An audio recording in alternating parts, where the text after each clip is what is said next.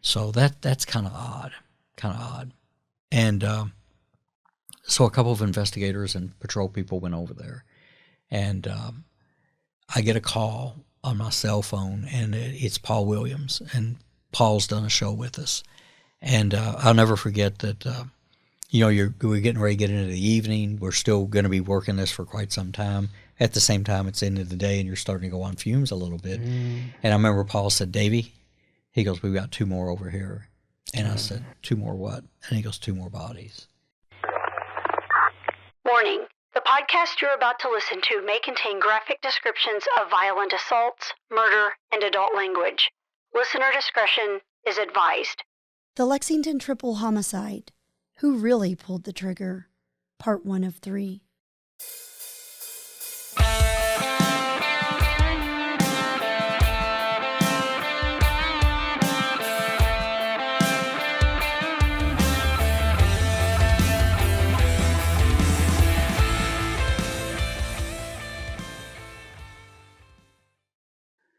Thank you for joining us as we discuss the triple murder committed by Ricky Sherroan, April 20th, 1999. I have with us David, as usual. Exactly. Thanks for being here, David. Yeah, it's kind of one of those uncomfortable ones. We're going to talk about one of them that I worked myself, and they're weird. I know we've done a couple before, but we've got a fantastic guest to help walk us through the questions and stuff like that. But it's an interesting case. I think people find it interesting. Well, we indeed do have a really interesting guest. And I say interesting because he is a spider master for real. This is James. James, thank you so much for being here with us tonight. Hey, thanks for having me here. It's great to be here. James, I have to have you tell our listeners, you have your own podcast. Why don't you tell us a little bit about that? I mean, we know, but why don't you tell the listeners about it? Sure, I'd be happy to. It's called The 13th Floor, 13th podcast. And just look for the red, black, and white logo. We talk about spooky, paranormal, creepy, occult, conspiracy type stuff. And we do so pretty clean and with a more comedic angle. And my hosts, Alex and Cece, are always with me. And at the time of this recording, it's actually Cece's birthday. So happy birthday, happy Cece. birthday, Cece. Yeah, happy birthday. Well, you have to tell because I'm always so intrigued. Give us a snippet of your spider infatuation. Funny enough, I actually just bought a new one who hasn't come in the mail yet. And yes, they do come in the mail. And our listeners are actually encouraged to go on Instagram, 13th Floor Podcast at Instagram, and vote on what their name will be. They are a sun tiger, so black and orange. But yeah, I got 10 other tarantulas, and I'm obsessed with bugs. It's crazy. Now, are these going to be babies or are these full-grown ones? This one's going to be about an inch, so a baby. So a baby. Yeah. Now, are these as poisonous as some of the others that you've told me you have? This one's in between, which is rare. Usually the new worlds, it's like a bee sting, and then the old worlds, it's like you go to the ER. This one's in the middle, which is very rare. It's a new world, so it's not too bad, but it's worse than your typical new world. The upside is they don't have the urticating hairs that cause like contact dermatitis like most new worlds. I think that you should give it like a really sweet name, like, Coco or Fluffy or something. Funny enough, so far they're all just about named after beverages, so I'm probably going to try to keep with that trend with the poll on Instagram. What kind of beverage? Let's see. Oh, that's a good question because, she's going to be black and orange, so... Your other beverages. Oh, the other one's Julius, after Orange Julius, pumpkin spice latte, noir, Pinot Noir, cider, oolong and puer, which are teas, chai, Indian spice tea, because she's from India, and so forth. Well, how interesting. I did, because I told you I was going to do this, but I did tell you that one day that he was going on vacation, and I said that you would, while I'm out of town, that he could bring his creatures over and you would sit them. No way. Yeah, I didn't think There is no way. I don't even know what they eat. Well, yeah. Besides people. Well, they talk about it on the 13th Floor, but I have to pitch it and say it because that's how we met, is through the podcast world. And I'm an avid fan, and you know that. And you on our website, if anybody ever goes to it, I have a handful of select podcast reps that speak to me. And 13th Floor has been on there for a couple of years now. Really appreciate that. When you listen to the 13th Floor, I think what I like is I've said before is that you'll laugh, but you'll learn so much because what the whole premise is you all choose a topic and then sometimes the audience chooses a topic. Yeah. And then you all do some research, and Alex and Cece and you take turns stabbing at this thing, and it's one of my go-tos. You know that. And thank you. So I'm glad we can turn our listeners onto it. If our listeners like our stuff, you'll love the 13th Floor for sure. And then to get to work with you on a cross promo coming definitely. in and helping us out forward with a pretty interesting case in the true crime world. So welcome aboard. Welcome aboard. Glad to be here. Well, this is your case. There's several I've asked you to do. One I really want you to do, you still won't. But we have Ricky Sherroan here that we're talking about tonight. Yeah. He committed 3 murders on April 20th, and you, I guess, were the lead investigator. The lead, but like we always talk about too, is that you lead only because it's your turn in the barrel, but anything that comes out of a unit like that is the effort of a lot of people. And a lot of people inside the agency or not. So lead, you pick them up because we've talked about the rotation before, and you get them. And sometimes you might spend more time on the stand, maybe. But I was up that day. So what were you doing when they called you? Well, actually, I was at work because it was during the week. So we were at work and got a phone call of a decedent found off of Reading Road on Bellmead, I believe it was, in Lexington. Yeah. And to set this up too, this is April the 20th, 1999, also known as 420 Day, which kind of plays a role in this a little bit. But so it's like anything else. You get the call to go to where this decedent or this person's been found dead. I want to back up a little bit about why this one might be kind of interesting to people, because the dynamics were interesting. Is we'll learn how it was like raking leaves on a windy day. You're already busy, and then you learn you've got other dead people, and those come into my situation because I'm still it, and we'll talk more about how that happens.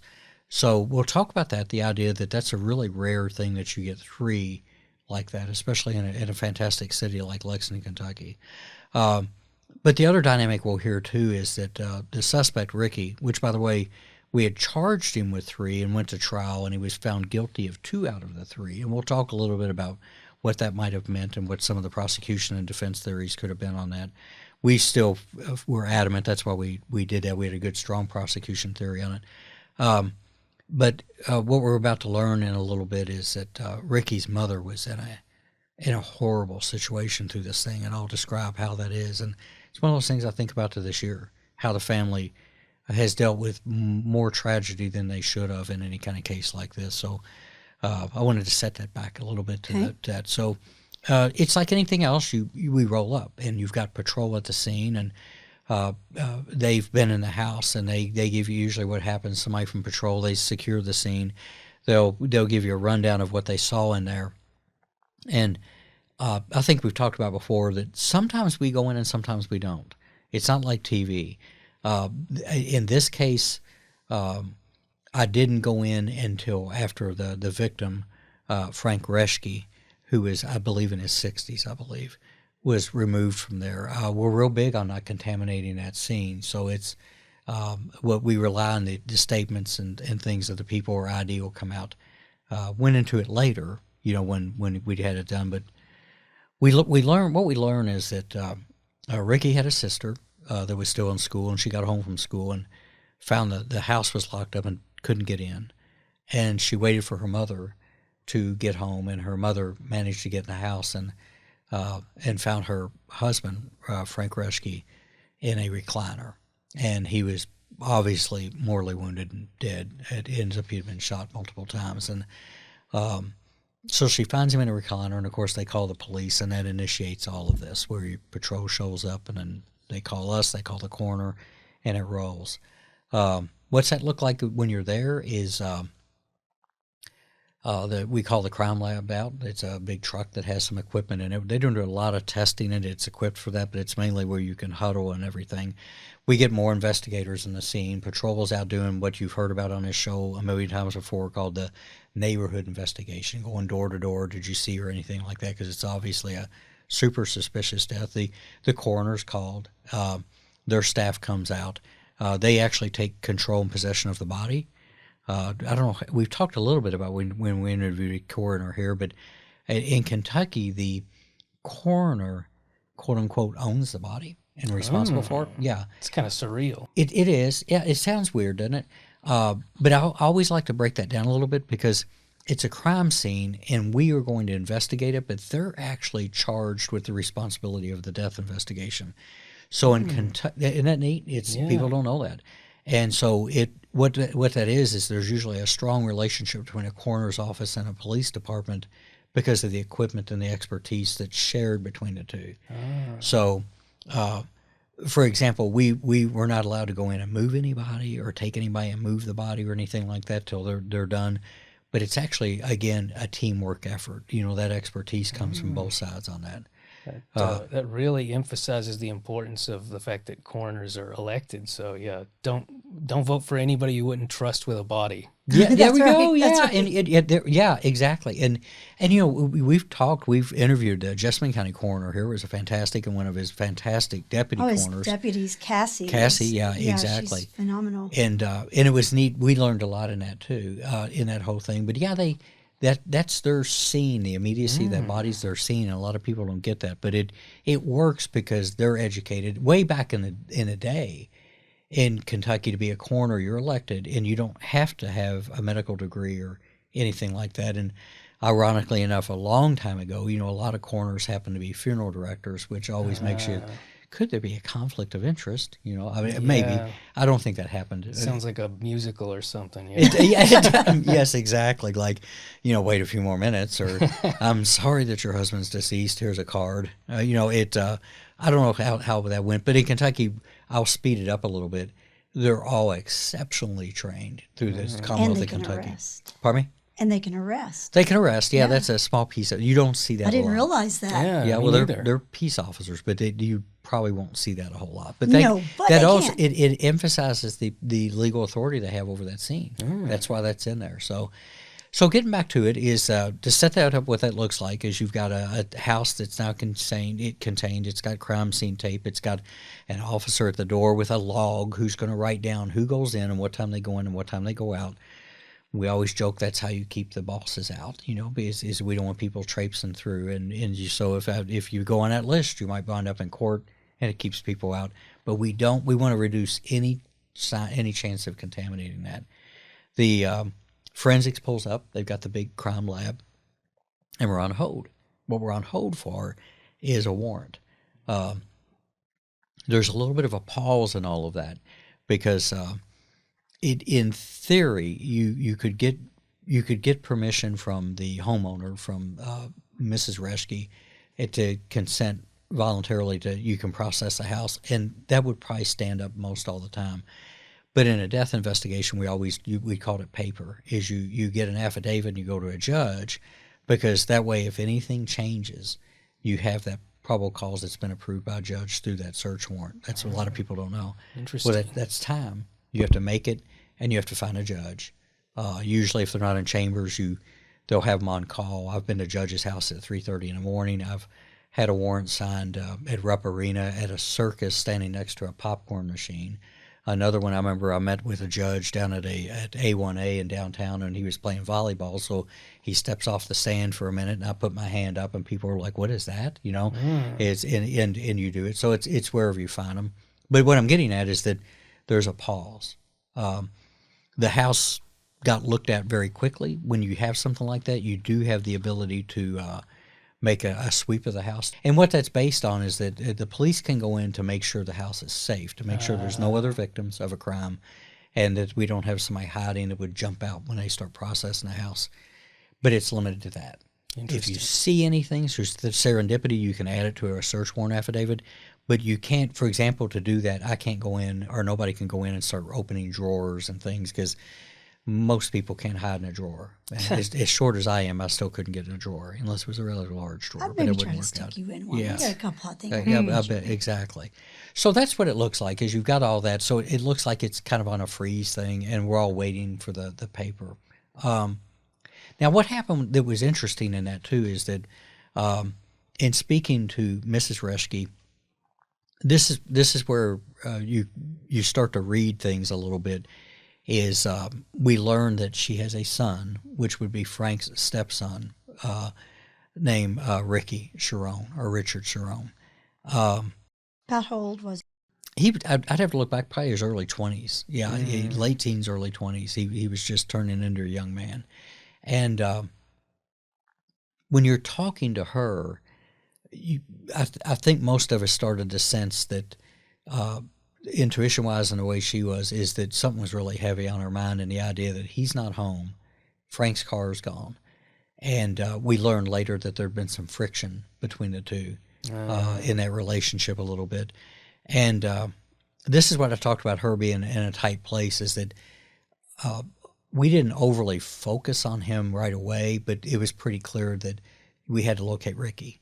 Ricky, he's got to be in or out so fast it's not funny. When I'm in or out, he's either part of the investigation or he's a witness, and the car's gone, and that takes her off guard a little bit. So the effort turns on that. She doesn't know where she's at. She's super cooperative, and so at first we issue an ATL, attempt to locate. Let's see if we can find the car, get to Ricky, and have a talk with him and see what he saw or didn't saw or see rather.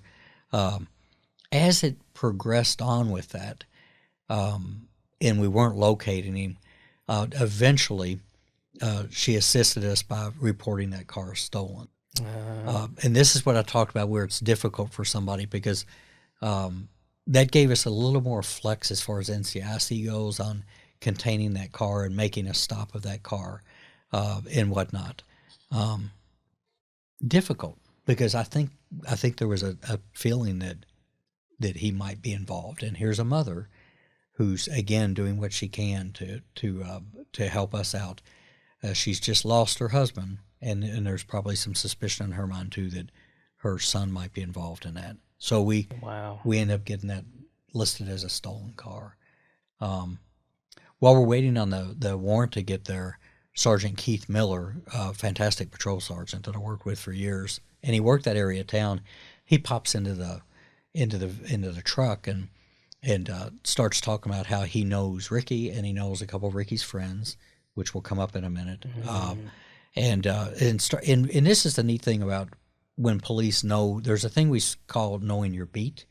Like when they really get to work in a geographical area and they deal with people, they know people. And Keith did, Sergeant Miller did, and he was talking about. He had dealt with Ricky on some really petty crime stuff, stupid chasing. I mean, nothing major. Sure. And then a couple friends he named and everything. I think he had pictures of them. He had pictures of he showed us some jail shots of Ricky, and then a kid named Aaron Mills and Isaac Davis, all about the same age and everything.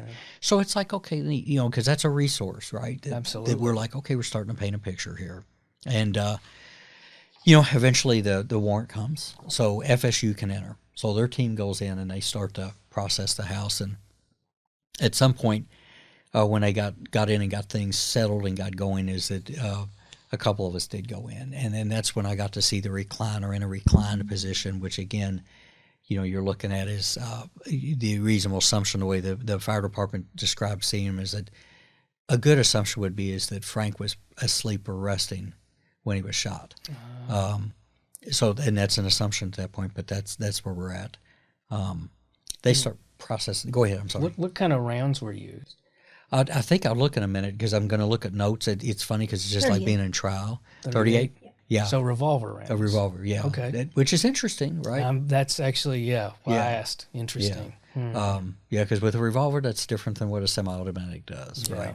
And the weapon comes in a couple times in this thing. That was kind of interesting too. So we take a peek, look, get a feel for it. And I remember being back out in the truck or the lab, and we get a little knock on the door, and it's a man probably in his 50s, and he's the father of one of the two boys that Sergeant Miller talked about. I think, if I remember correctly, he might have been Aaron's father, but I could have that backwards. And he says that, I saw all the activity down here. I know who lives here, and they hang out. And he said, he goes, I can't get hold of my son. And he said, he goes, I've been to their apartment. It's right up here on Reading Road, just almost a stone's throw from over on Belmead. And there's no answer, but I think he had mentioned that one or two of the cars or something made him think that they're in there, but they're not answering. So that's kind of odd. And so a couple of investigators and patrol people went over there, and I get a call on my cell phone, and it's Paul Williams, and Paul's done a show with us. And I'll never forget that, we're getting ready to get into the evening. We're still going to be working this for quite some time. At the same time, it's the end of the day, and you're starting to go on fumes a little bit. And I remember Paul said, Davey, he goes, we've got 2 more over here. And I said, 2 more what? And he goes, 2 more bodies. And that's where what had happened is that they had got up on a balcony thing and accessed a sliding door, and they found the bodies of Aaron Mills and Isaac Davis. So the two that they couldn't get in contact that's with. it, yeah, which is why. And again, you have to look at it and say that the dad couldn't get in contact with him and suspected, but I'm a big believer in intuition.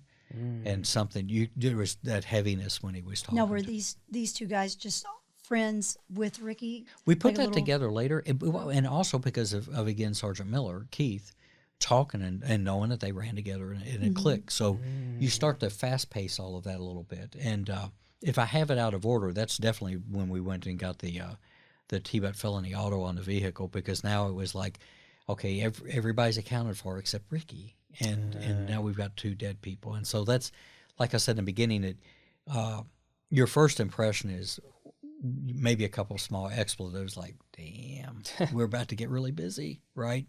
And those collect into mind, because right off the bat there's a nexus. We learned later that, of course, it was a solid nexus, but you call in more of the cavalry. You just get a little bit busier with it, because now we've got a second crime scene, and actually anything between Belmead and Reading got examined pretty hard, because anything between those 2 points to A to B can be part of a crime scene as well. Chronologically, which one took place first? That's where we're going to get into the prosecution theory. We're going to get into the prosecution theory. We had an idea based on the physical evidence and stuff like that we'll talk about, and some of the circumstantial evidence. Ricky had another idea, and you'll learn that in a minute. And we didn't agree with Ricky's idea. He was adamant about it, and we'll get there. But we felt our philosophy that we had looked at again, especially when we got with the Commonwealth's attorney, is that Frank was murdered and then the 2 boys were murdered. And we've got a little bit, like I said, some of the physical evidence made us believe that, and some of the circumstances involved believe that. So we're on. I mean, you've got 3 people. The media starts to take a heightened awareness. As a police department, this is when you start to. There's more considerations about what you release, because you've always got that delicate balance of providing information to people, and then making sure you don't terrorize a community at the same time. 3 dead people in one town within a couple blocks. The impact on it is pretty good. So those were a lot of the discussions we were having at that time. So you've got these 3 dead bodies that you've just discovered within minutes of each other. Minutes, yeah, a couple hours probably, yeah. But where do you go from there? You've got no Ricky. Yeah. You've got 2 friends and a stepdad. Yeah. And no answers. Yeah. The biggest thing that we're going to look for to get the next set of answers and everything is to locate Ricky Sherroan. And again, he's considered, right? I mean, we're looking at him, but again, we've talked over and over that you don't box in on that. I mean, right, because it could be that he was with the trio of friends and got kidnapped. That's it. We've done another case, Alex Johnson, that got kidnapped. Our thing is that he's interesting. I don't like the word person of interest. I've never liked that, but he's interesting. But at the same time, we're thinking again that is he hurt? Is right. Ricky hurt? I mean, could we have a 4th somewhere, or has he been hospitalized? Has he found his way because of his association with these people and being some kind of straight too? But he's definitely the next link. So you continue the neighborhood investigation. Now you do a neighborhood investigation on Reading Road near the apartments and everything to see if anybody saw or heard anything.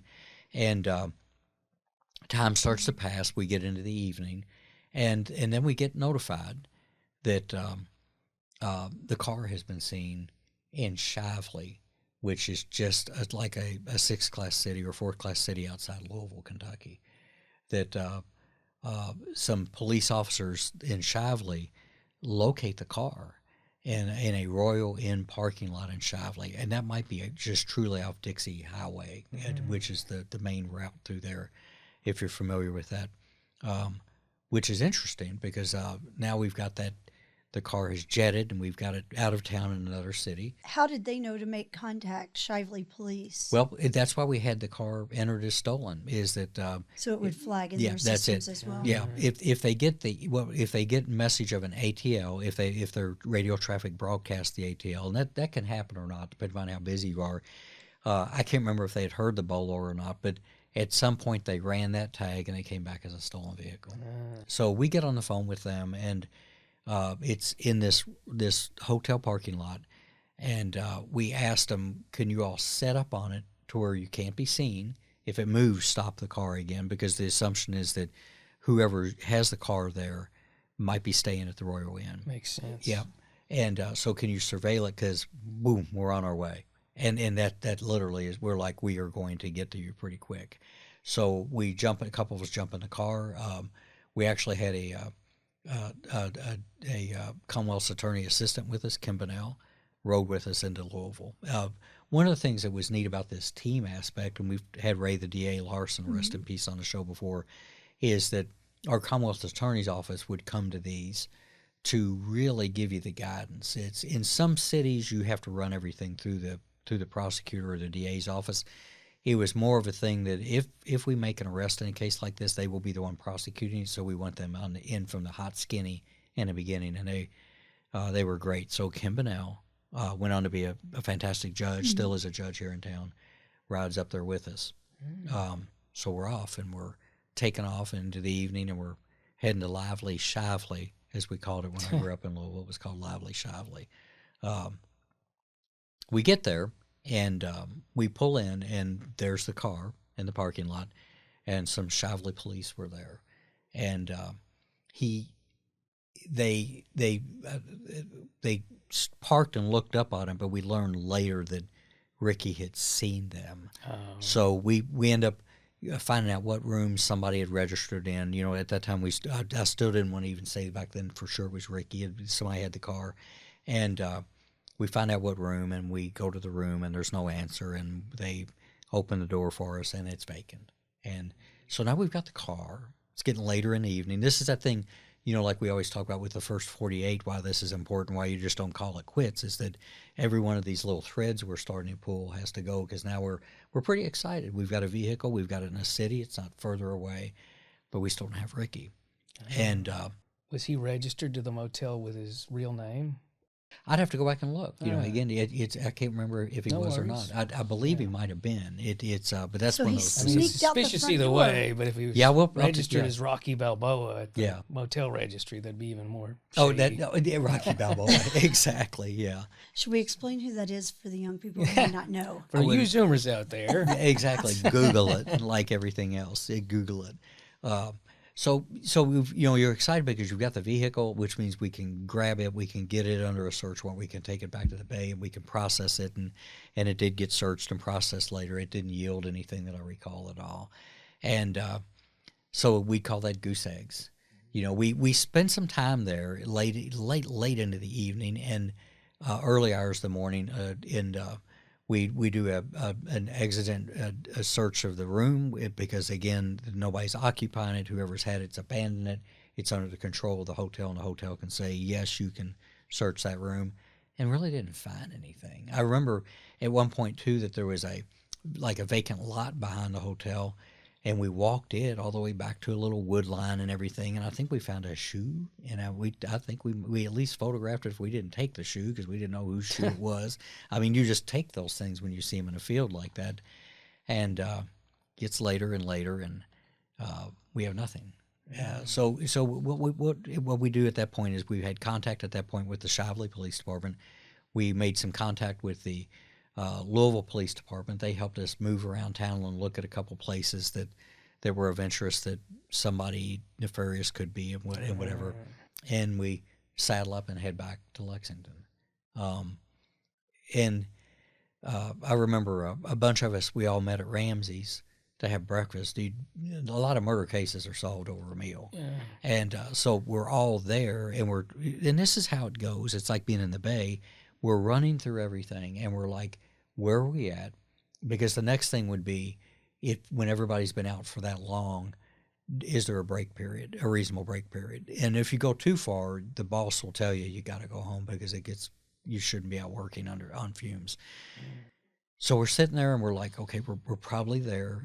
We've still got some things to do. We still have all that out. And then I want to say the phone rang, but I think it was a pager. The kids will have to Google that too. They definitely will have to Google it. But we get another call. We're getting ready to go, and we get another call. Hey, you know there's more to the story, so go download the next episode like the true crime fan that you are. The Murder Police podcast is hosted by Wendy and David Lyons and was created to honor the lives of crime victims, so their names are never forgotten.